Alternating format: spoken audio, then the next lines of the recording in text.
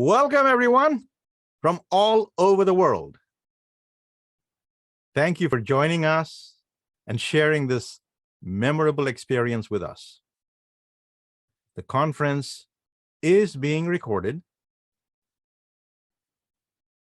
and you are welcome to keep your camera on and smile throughout the event. Who knows, the camera might spotlight you. First, I would like to acknowledge all of you by calling out the countries listed in the registrations. When you hear your location, please shout, wave, make noise, whatever you feel like doing. First, in alphabetical order, Australia. Anyone from Australia today? Bangladesh. Yes, I'm here. Wonderful. Cambodia, Canada, Germany, Greece, India. Yes. All right, welcome. Isle of Man, Lebanon, Nigeria. Okay. Pakistan, Philippines, Poland, Qatar, Singapore, South Africa. Hello. Sweden, United Arab Emirates, United Kingdom, and of course, the United States of America. Yay! Did I miss any country? All right. Welcome, everyone. 6 amazing speakers will showcase their personal brands, their unique stories, and unique presentation styles. Join me in thanking Charles Gates, Aisha Berry, Dr. Mike Brass, Dr. Tami Erickson, Stanley McCluskey, and Tomiko Evans. Let's give them a round of applause for sharing their gifts with us at this event.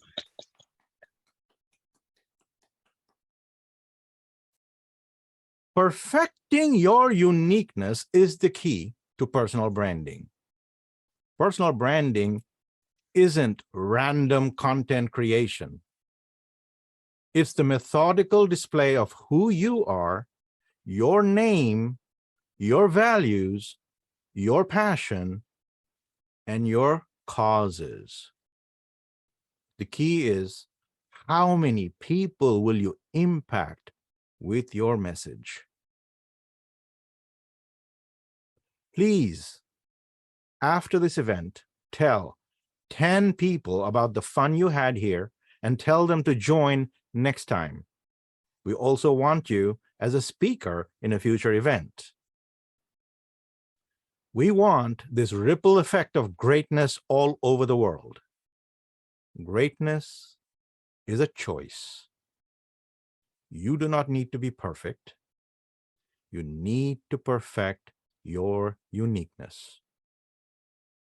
Greatness has no end either. So, never look for the pot of gold at the end of the rainbow. Instead, ride the rainbow forever. We invite you to spread this message all over the world. And now, let's welcome our opening keynote speaker, Charles Gates, with the speech, Bring the Zing. Bring the Zing, Charles Gates.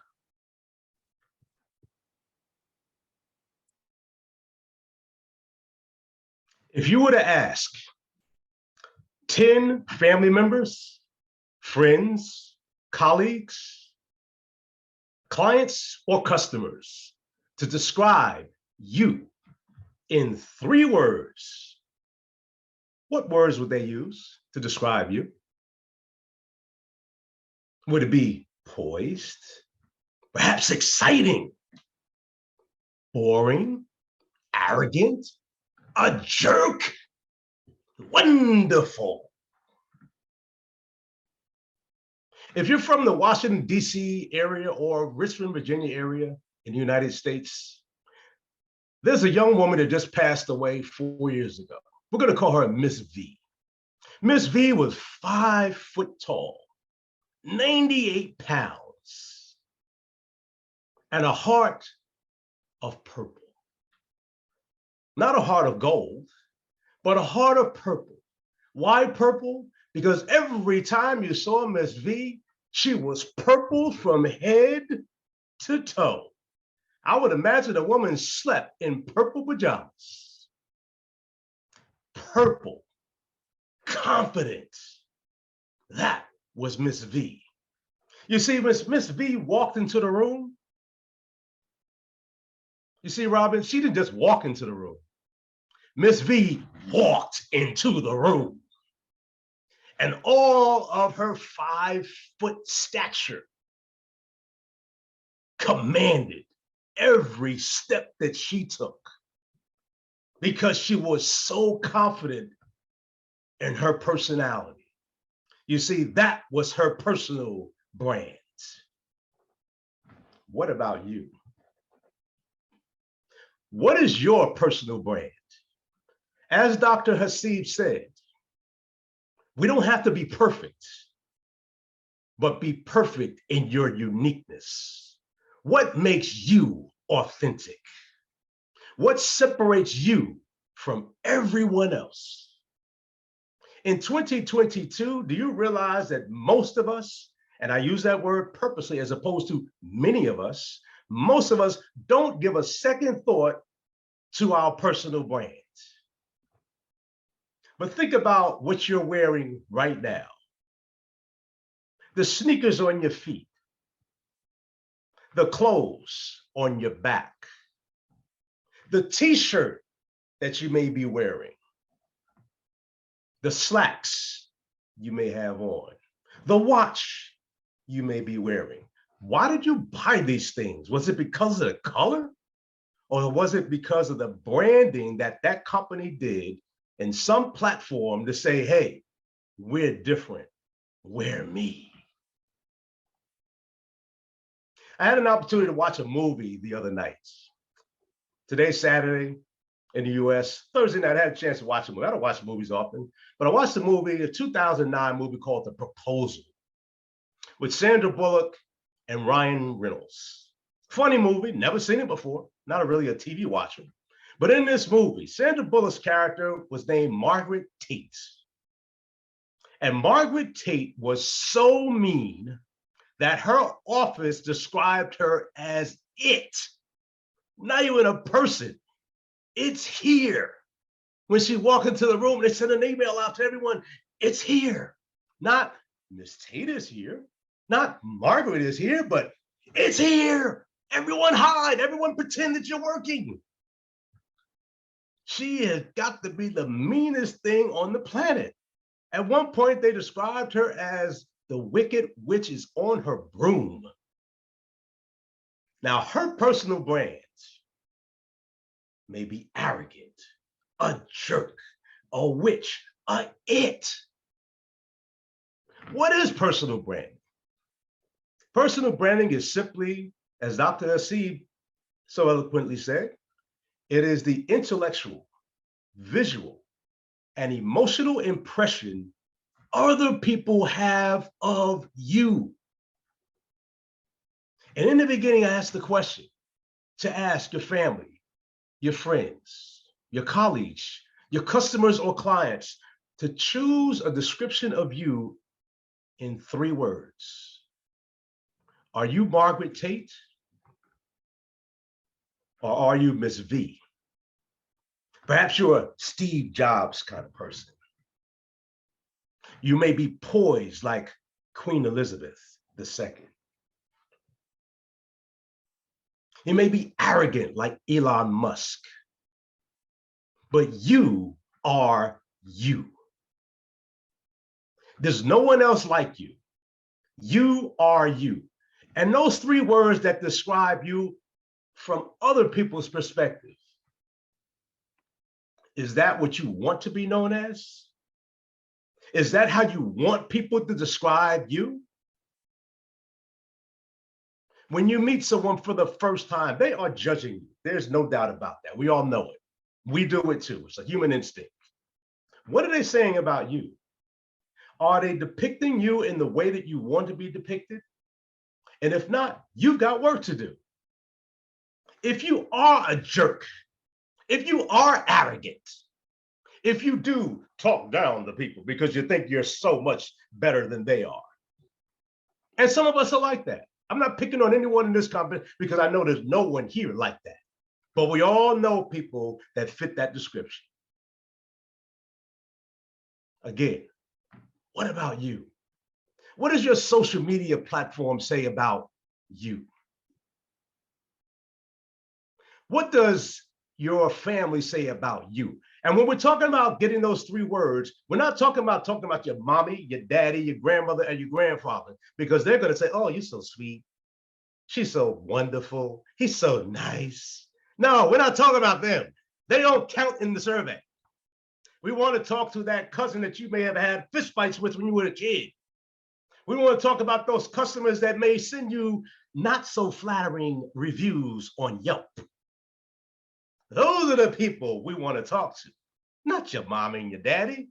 You can't do any wrong in their eyes. But what is your personal brand? And what are you doing to work on it? And this is our challenge for you today. Within the next 72 hours, we want you to take that challenge and ask 10 people within your circle of influence. And we're not talking about little kids either. We're talking about 10 people within your circle of influence, and ask them to honestly describe you in 3 words.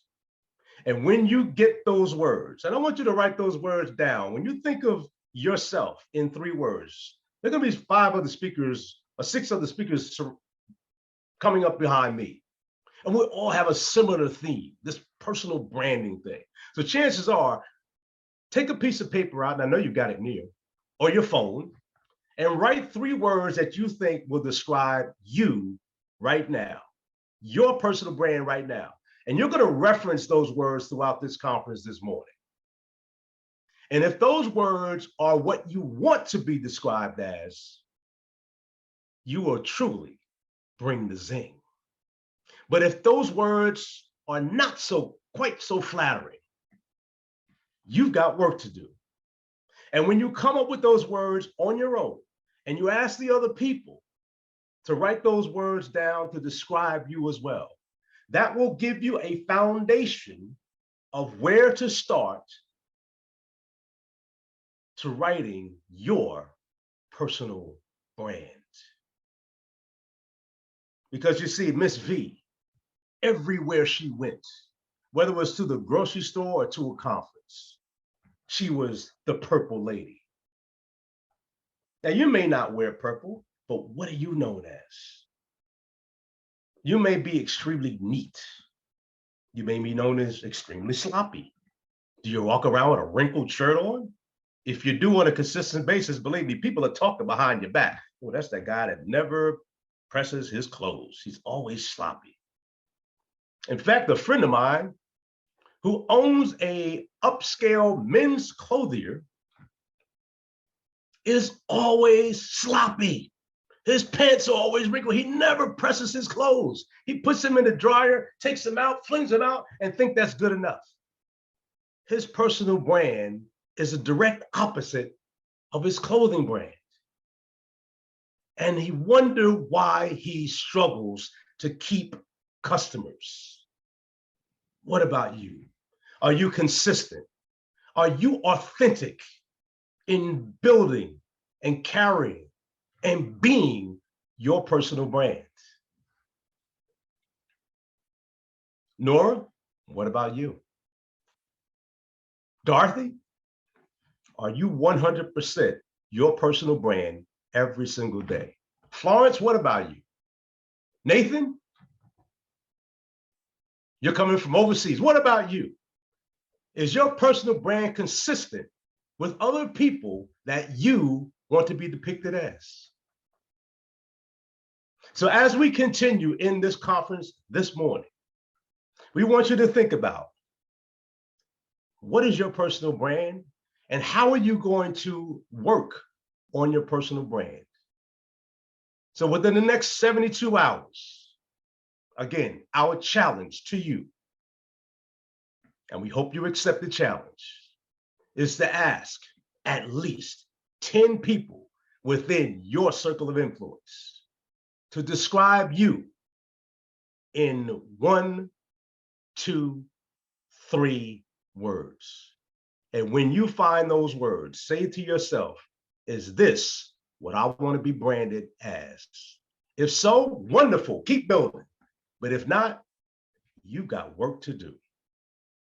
And as our gracious host opened us by saying, you don't have to be perfect, but be perfect in your uniqueness.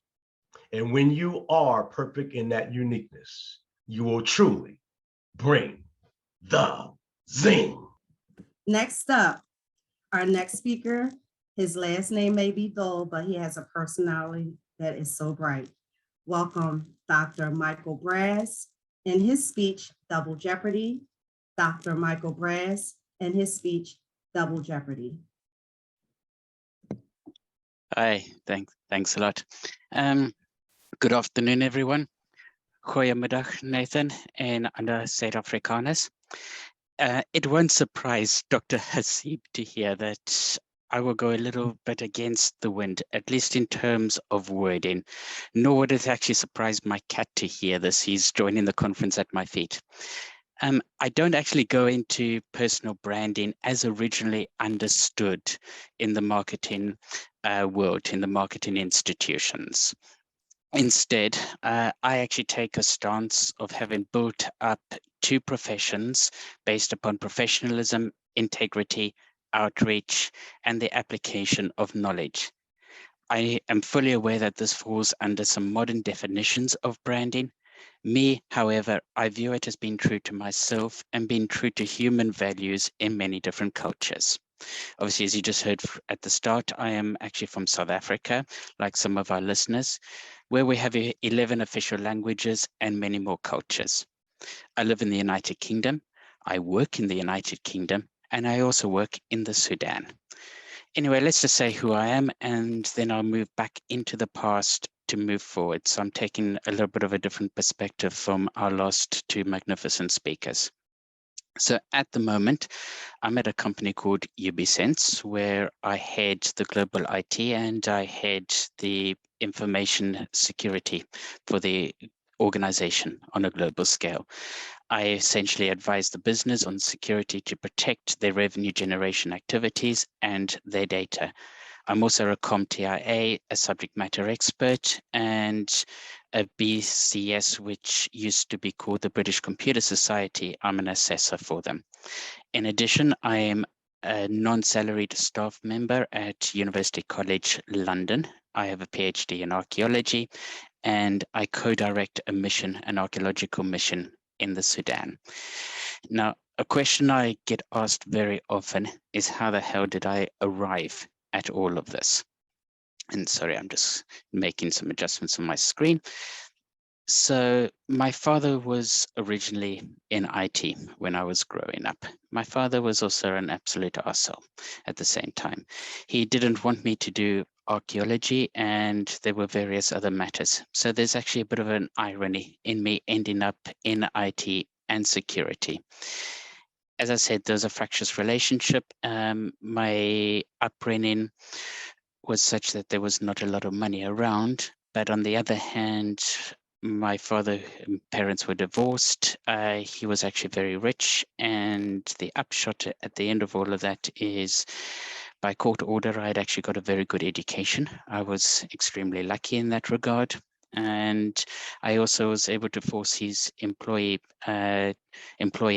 to sponsor my undergraduate education. So I've got undergraduate in history, in archaeology. I've got an MA in archaeology, a PhD sitting there in archaeology. And in the last year of my studies at the University of Cape Town, I was wondering what I was going to do after that. And I had British citizenship at the same time, and for various reasons, I was going to move across here to the UK. And so I was sitting wondering, well, what else do I actually know? How could I be able to support myself? And the only other thing, as I said, ironically, that I knew happened to be some IT. So I did some IT background, some studies there, moved across here to the UK, was employed here in the UK at Oxford University Press, and then for 2 months at the Oxford Archaeological Unit, which for me as the second contract role was a dream come true, trying to combine the two. And I did some other contract roles, then did my master's full time. I then moved across to Cambridge after my master's, which was 2003 to 2004. And I joined a venture capital company where I was the system administrator and the senior systems administrator. Unfortunately, the person who joined as the IT manager during my time there decided to outsource my role right as the Great Recession hit at the end of 2008. And I was 3 months away from being homeless. This is a story I've told quite a few times to different people. What was extremely fortunate is 2 months after I got told that my job was being made redundant and my last salary was actually at Christmas time there, on the 15th or 16th of January the following year, is I got hired as the IT manager down in London at an organization called the Institute for Government, which was founded by former science minister in Tony Blair's government. And the aim of this think tank was to improve the machinery of government, to make the machinery, so not the policies, just the machinery operate more efficiently. And I was the 13th staff member. And going from being a senior systems administrator in one of the top 10, but still very small venture capital companies, to that sort of pressure of a startup, which was headed by Lord Michael Bishard, who chaired the Sloan Inquiry here in the UK and had numerous political connections into government, was quite daunting. And I was one of 3 people who oversaw a move from the premise at the Royal Academy of Engineering into, it was literally about 20 meters away, the new building, and there was a £3 million revamp. And so, as I said, I was one of 3 people that was in charge of all of that. At the same time, I actually started my PhD part-time at University College London under the same person who had supervised my master's. And I took a year's break, etc., and I completed that PhD in March 2016. That was when my Viva was. During that time, I was able to do the archaeology studies and everything else through a combination of the archives being available here in the United Kingdom, as well as the travel backwards and forwards over all of that. So I effectively did my PhD on the train, backwards and forwards for 4 hours a day. In terms of what I was doing then at IFG, so I was just doing the usual, upskilling myself, etc., but I don't want to really go into that too much.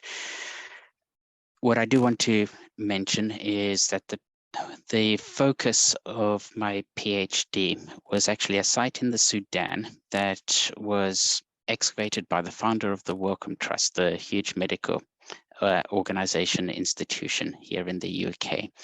And there were lots of series of skill sets that I was also picking up and during the course of my PhD. And this is where I actually get quite tired of people who go in and say, you don't need a formal education to be successful. Now, that is true in a large majority of cases.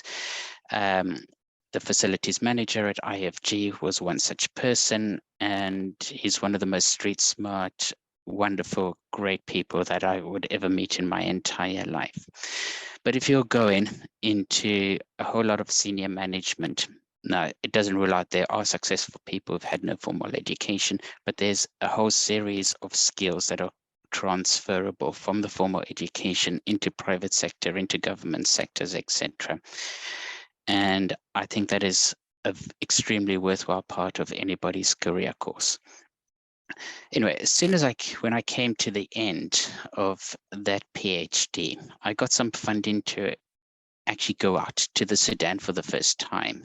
The site that I'm working on was the focus of my entire PhD. And I recall at the start of my PhD, I'm aware I'm just about to run out of some time, that there were certain other archaeologists who were very favorable in me undertaking this particular type of work at the site. When they saw the nature of the results that were starting to come out of this archival research, they turned against it. And shortly before I was due to go out in October 2017 to the site for the very first time, two of those people turned around and attempted to inform the Sudanese Antiquities Authority that they should not be providing a license to University College London and indeed to myself to actually excavate the site.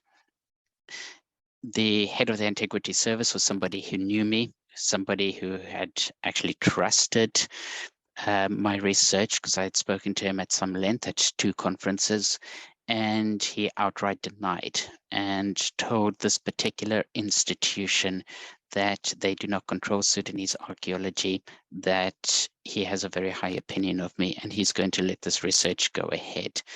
And in fact, the results that have come out now over the course of 3 field seasons happen to include things like the second oldest domesticated sorghum, which is the most widely used cereal in Africa, from any time period in the world, from about 4,500 years ago. None of this would have actually happened, and indeed I wouldn't have got my current position if you don't act in a way that is perceived as professional, and you aren't professional in all your dealings, and you don't project your knowledge out there.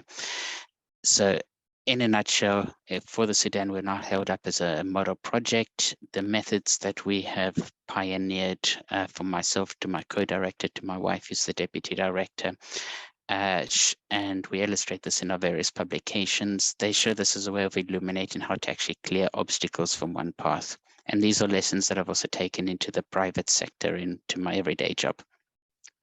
Anyway, I'm running out of time. So on that note, I'll end, and thrilled to invite Dr. Tami Erickson to the stage with the speech, I'm a Bit of Everything. Thank you. All right. Well, thank you very much for that. That was fantastic.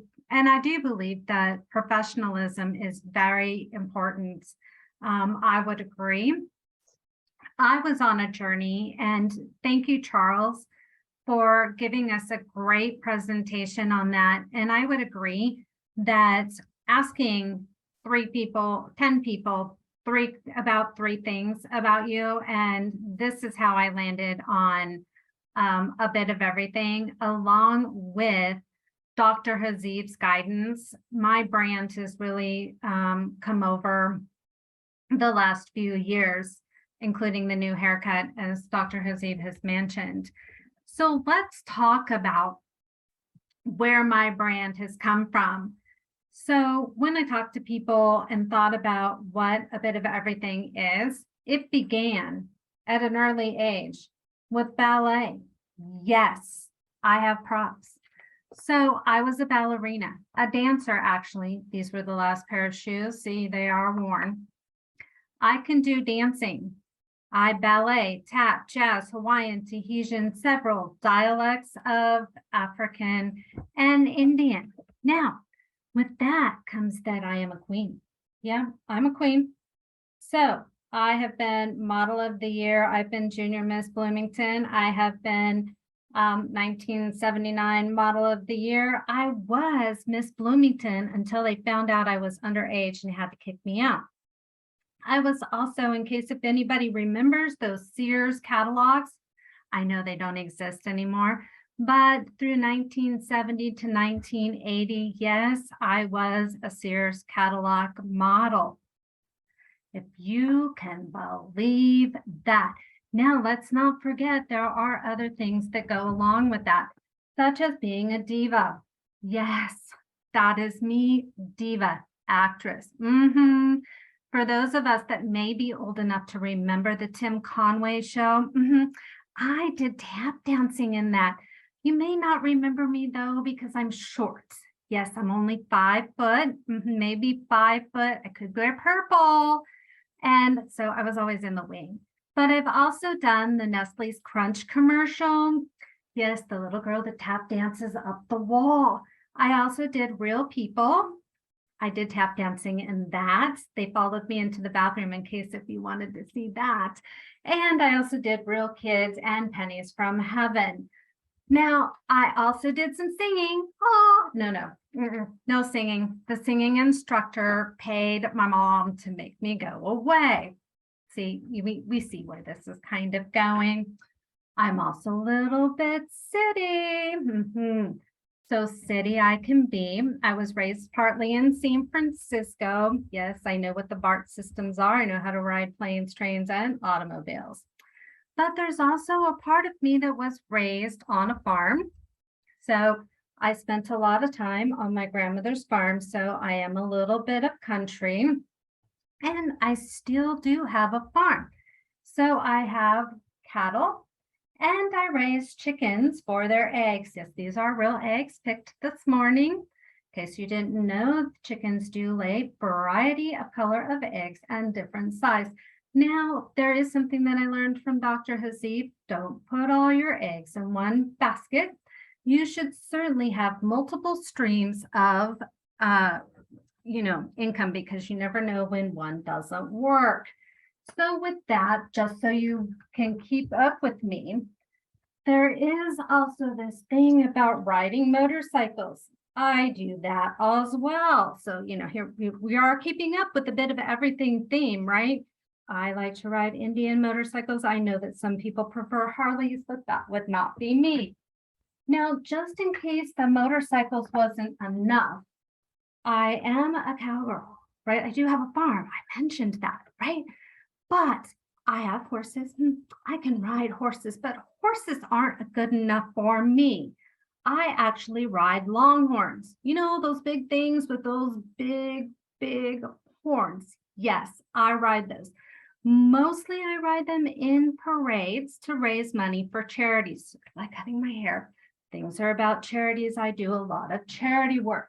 Now, let's talk about something else that's very personal, and maybe you don't know about it. I'm a type 1 diabetic, and I have all these other diseases that the doctors make up for me. Because I'm a type 1 diabetic, you should be sick. So this is what people think about me when they find out I'm a type 1 diabetic. This is you thinking, what? You don't look sick? Well, I would say to you, what does sick look like? I probably do twice as many things as most normal people. Wait, what does a normal person look like? I just don't know. Although I thought I had an extensive, list of things that I did until we just heard from Dr. Brass, because clearly he has a way bigger, extensive resume than I did. So let's move on to some personal. Now we're done with the personal stuff. Let's talk about, some professional stuff. I have a whole list of degrees, but we won't go into that. I'm an auditor by trade. I work in the university system for the most part. I have done every position there is, from being an admissions representative, the photocopy girl. Oh yes, that's how old I am. It was a photocopy girl at the time. I've been an admissions rep, financial aid, student services, until I worked my way up to chief compliance officer. But I'm mostly known for being an auditor. Yes, crunching those numbers. But as an auditor, I do have a sense of humor. Now, maybe those people that I audited did not think I had a good sense of humor, but maybe if they would have been ethical, did the right things in the first place, they could have had a sense of humor with me. But since they didn't, they probably didn't think things were going so well. Now, with that, I'm also a teacher. So I do teach. I do K through 12, some things there with American government. I also teach in the university system, American government is one of my favorite things, but I teach leadership mostly. Now, I was just given this. It says mentor. I do drink a lot of coffee because I am super amazing. I'm good at multitasking and I'm a life changer. Ooh, who would have thought about that? And I'm a miracle worker. I'm not a miracle worker. It is those on the other side that actually make their own difference. I just kind of watch them turn into butterflies. I don't really do that. And it's not really an official job title, although they tell me it is. So what I'm mostly noted for recently, thank you, Dr. Hasib, for this title, I am the queen of sticky notes. And he mentioned me in his book for doing so. Now, I recommend that anytime you have sticky notes on your desk, when someone says something that is really remarkable, especially when it's Dr. Hasib, you should write it down on a sticky note. You should keep it for 2 weeks on your desk. Yay, Dorothy! And you should work on that for about 2 weeks. This will help you with your branding. Practice it. So Charles said, ask 10 people. Yay, Charles! Ask 10 people. This should be your sticky note for the next 2 weeks. And you should practice it for the next 2 weeks. And then you move the sticky note to somewhere else. Now, I have these all over my desk. I use them constantly. I move them around. And someone said to me recently, you know they're real because they have cat hair all over them. And so let's talk about the final things. So I am Dr. Tami Erickson. Okay, that is part of my brand. I am clearly a bit of everything. I do a bit of everything. That is my brand. And I know it. And with that, I am going to send it over to Stan McCluskey for Gertrude. Do you remember when you were a kid? Do you remember your favorite food? You could not purchase it. It had to be home cooked. Maybe it was crab cakes, mac and cheese, chocolate gravy. For me, it was Southern fried chicken. The only time we ate Southern fried chicken was at some special event like at church. We were poor, and the only meat we could afford was bologna, and it was turkey bologna at that. Now, occasionally at church, there'd be that special event with a potluck lunch. I couldn't wait for that real home-cooked Southern fried chicken, handcrafted with love by one of the old women in church. Not that fake chicken from KFC. And there would always be one large platter of that golden brown, mouth-watering Southern fried chicken, uniquely seasoned with special pixie dust by one of the old women in church. See, each of these old women, they had their own special pixie dust or special recipe. And only way I could ever enjoy their fried chicken was to go to church, because they never invited me to their house. Not that I'm bitter. As a kid, I remember looking at these old women and I swore that they were born old. I believed if they ever perfected Southern fried chicken, that a chariot shaped like a flaming Southern fried chicken breast would come down from the sky and carry them off to heaven. They wouldn't even have to die. Now, eat these chickens that these old ladies had, they were free range. They ran around in the front yard. And the little old ladies, they knew each chicken by name. I remember this one old woman, she waddled out onto her front porch one day, looked around and pointed, Gertrude, it's time for you to serve the Lord. Be served to the Lord's people. Oh, I still remember Gertrude, a golden brown, southern fried with love. Now there was a second venue where we could enjoy southern fried chicken. Each week, when a newspaper came to the house, my brother and I, we would skip the comics, we would skip the sports, and we'd go right to the obituaries. Because do you know what they had at funerals? I mean, beside dead people? Home cooked southern fried chicken. My brother and I, we learned which churches served the best southern fried chicken, and we would go to funerals. Most of the time, we didn't even know the deceased. We would just say, we're here to see Uncle so-and-so or Aunt so-and-so. But one time we walked in, we said, we're here to see Uncle John. Well, a lady looked at us suspicious. She said, I'm his sister-in-law, and that's my sister over by the casket. You boys kin to Uncle John. Well, I leaned in, I whispered, yes, ma'am, Uncle John got around, don't you know? Oh, she jumped back, looked over at the casket, looked over at her sister, and then she got a big smile on her face. And then she leaned in and whispered, he sure did.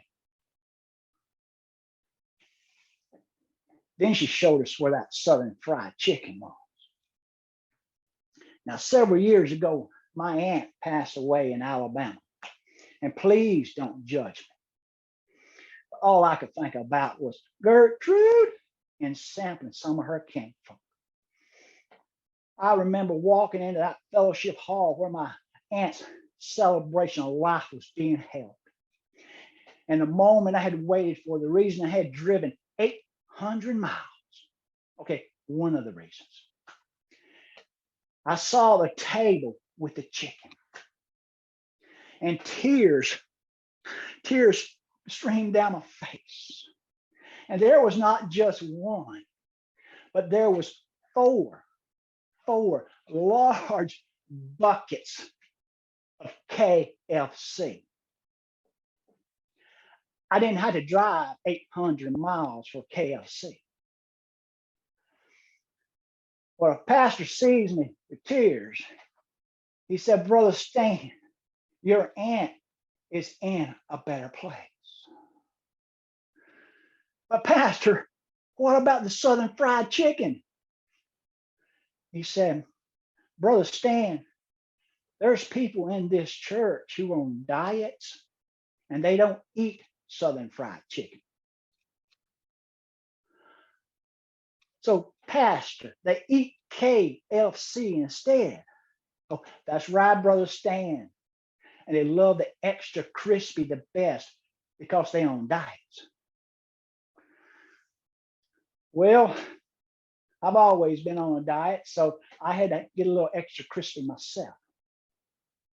But I remember as I walked out of that fellowship hall that day,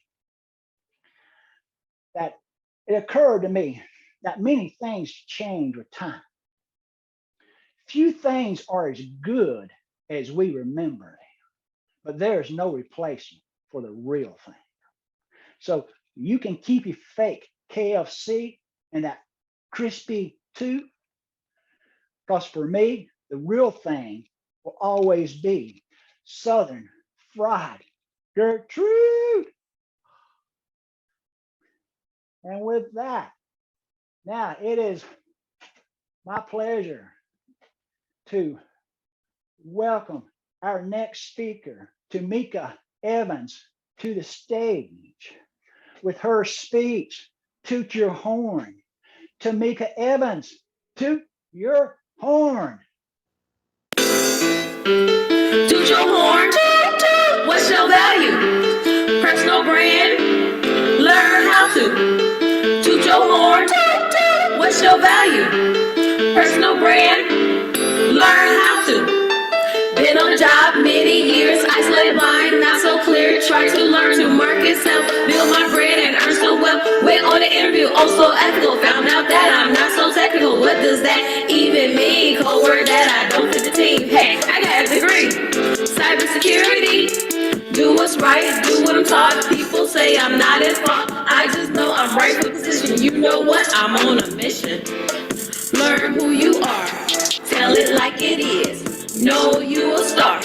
Give them the biz. Know what you do. Share it like it is. And see it through. Embrace it like a whiz. Toot your horn. What's your value? Personal brand. Learn how to. Toot your horn. What's your value? Personal brand. Learn how to.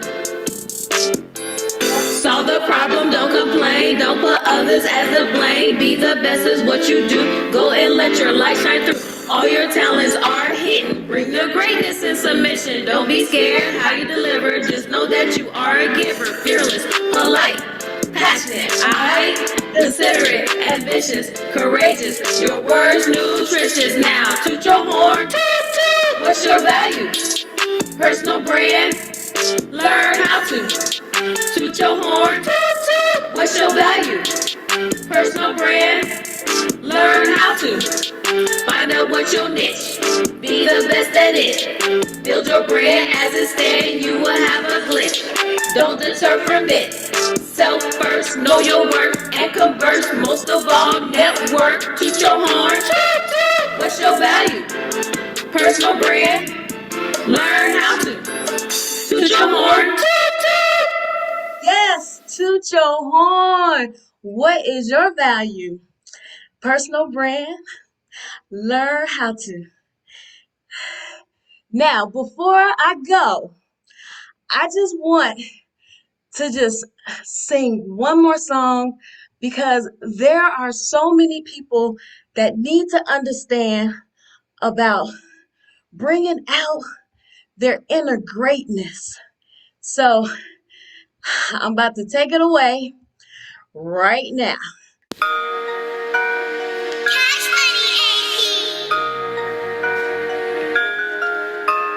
Inner greatness, inner greatness, inner greatness, inner greatness. Give yourself a chance, check the mirror and dance, you two hand in hand, greatness is a choice. Look at W the voice, shout loud with the voice, celebrate and rejoice. Ooh, why your handsome voice? Don't be scared, you not there. Go eat bonbons and neglect. Get up. Talent stare you elsewhere from your greatness, from your greatness, from your greatness, from your greatness. Coaching, mentor, sponsor, which one gonna fit ya? Inner greatness, inner greatness, inner greatness, inner greatness. Don't think you. Coaching gotta pay for me to build a rapport. Then they get to know you well. Now they sponsor build your clientele of your greatness, of your greatness, of your greatness. Don't think of you, nothing less. Think of you as the best. You got talent and finesse. I will vouch and attest. History cannot even rest. Just go out and show your inner greatness, inner greatness. Elevate, motivate, communicate, don't hesitate, stimulate, don't complicate, appreciate, congratulate, demonstrate your inner greatness, inner greatness, inner greatness. Coaching helps you build yourself if you get that change. Discussion and rehearsing and recording and feedback. Mental health to build yourself up to see what you lack. Coaching build hourly, some sneak a salary by offering you all these things. How ethical can that be? Some out for the money, some out for the money, some out for the money. it's okay to get a coach. It doesn't mean you don't know the ropes. Just stand up, head up, build yourself and level up. One more tip, one more tip, one more tip. You won't build that relationship. Mentors got that down pat, something that coaches lack. Mentors got that greater goal. They won't treat you stone cold. They them bosses what they do just to get to know you. Now they're like family, got the uncle and auntie. They help, advise, they speak their mind. They give their time without a dime. They help, advise, they speak their mind. They give their time without a dime. Now they know you better put it all together, and what do you got? Now they know you better put it all together, and what do you got? Supposed to get you know this hot, take you from the dust hot, clean up, polish up, diamond knot in the rough. They put your name in people's ears. Market content is so clear. Expose your work on LinkedIn. Do something different, not to bless. Sponsors on steroids. Marketing with tabloids. Wear some, really enjoy. Publicize, cannot rest. Dedicate, fully invest. Advertise for success. Expose your inner greatness. Inner greatness. Sponsor mentors, sponsor out. Which one gonna fit ya? Inner greatness. Inner greatness. Inner greatness. Inner greatness. Inner greatness. Your inner greatness. greatness. Inner greatness. Build your brand. Inner greatness.